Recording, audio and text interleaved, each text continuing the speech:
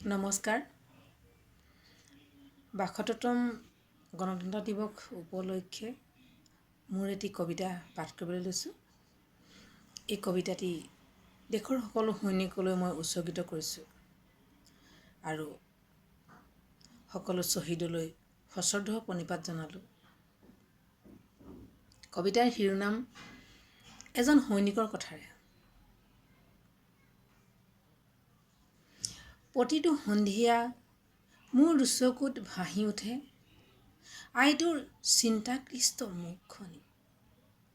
কৰ্তব্যৰ খাতিৰত যাব যে নোৱাৰোঁ এৰি, দেশ সেৱাৰ পণ ল'লোঁ মূৰ পাতি। প্ৰতি ৰাতি আকো ছবি প্ৰিয়ে তোমাৰ দুচকুৰ লোটক দুধাৰি, আধৰুৱা সপোনবোৰে মোক ধৰে বেৰি বেৰি। ফুলশয্যাৰ ৰাতিতে তোমাক যে আহিছিলোঁ এৰি, বুকুত এচটা শিল বান্ধি। তুমিও বাধা দিয়া নাছিলা দেশ মাতৃৰ এই কথা ভাবি।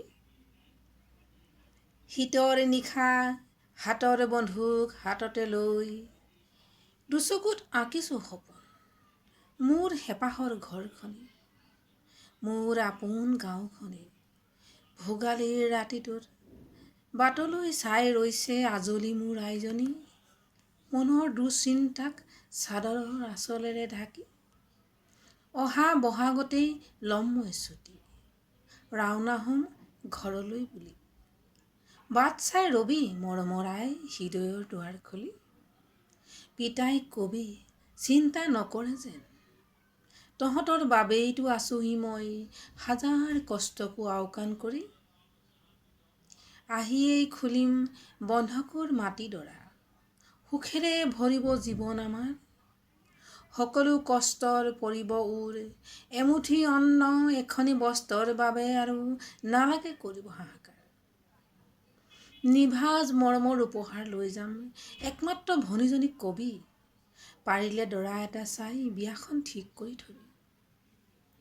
আশীৰ্বাদ কৰিবি আই পিতাই কুশলে থকাৰে, সপোন আছিল মোৰ সৰুৰে পৰাই এজন সৈনিক হোৱাৰ। দেশ সেৱাৰ নামত যদি উচৰ্গা কৰিব লাগে জীৱন, পিছ হুহুকি নাযাওঁ কেতিয়াও, নহওঁ মই ভীৰু পুৰুষ। হাজাৰ হিয়াৰ আশীৰ্বাদ আছে মোৰ লগত, বুকু পাতি দিম দেশৰ স্বাৰ্থত। ৰক্ষা কৰি যাম মোৰ দেশবাসীক, সোণিতেৰে লিখিম শ্বহীদৰ নাম।